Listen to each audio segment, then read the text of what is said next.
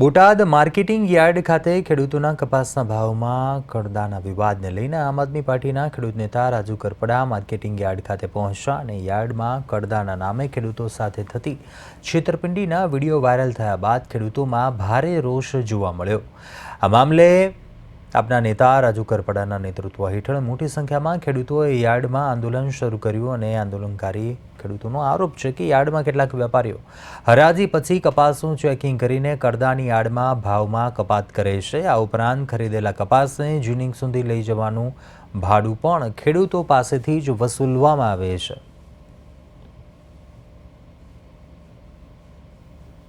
बोटाद जिल्लाना आजूबाजूनी तमाम विधानसभा और तालुकाना खेडूतो अहींया ज्यारे कपास नाखवा आवे छे त्यारे ए कपासनी एकવાર હરાજી થઈ ગયા પછી ખેડૂતને કહેવામાં આવે તમારા ખર્ચે જીન સુધી અમારી જગ્યા સુધી પહોંચાડવા વેપારી દ્વારા કહેવામાં આવે।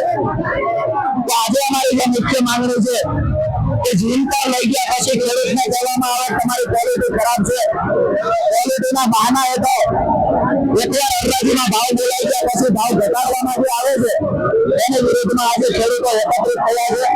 અમારી મુખ્ય બે માંગણીઓ છે કે એક તો ખેડૂત અહીંયા યાર્ડની અંદર કપાસ ખાલી કર્યા પછી કોઈ પણ જગ્યાએ કપાસ ખાલી કરવા ખેડૂત અહીંથી બહાર દરવાજા બહાર લઈ જાય।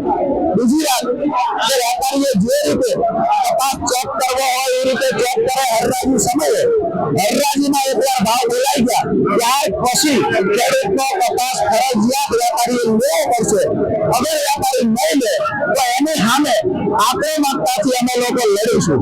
ત્યાં મોટા પાયે કપાસની આવક થતી હોય જે અનુસંધાને અમુક પાર્ટીના લોકો આજે ત્યાં એપીએમસીમાં આવી અને એની રજૂઆત માટેના મુદ્દાઓ લઈને આવેલા હતા।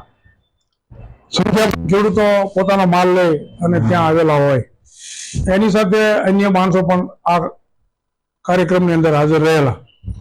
એની રજૂઆત એવી હતી કે ખેડૂતોનો કર્જ ન થવો જોઈએ।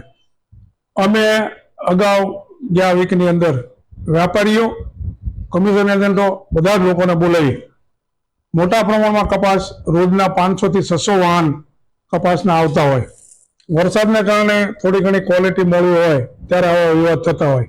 આ વિવાદ છે એ ખેડૂત અને વેપારી વચ્ચેનો વિવાદ છે, પરંતુ એપીએમસીની એટલી જવાબદારી છે ખરેખર ટોલ થાય, સમયસર નાણાં મળે અને બીજો કોઈ પ્રશ્ન ઉભો થાય તો એપીએમસી પોતાના કર્મચારીઓને મોકલી અને સોલ્વ કરતી હોય છે।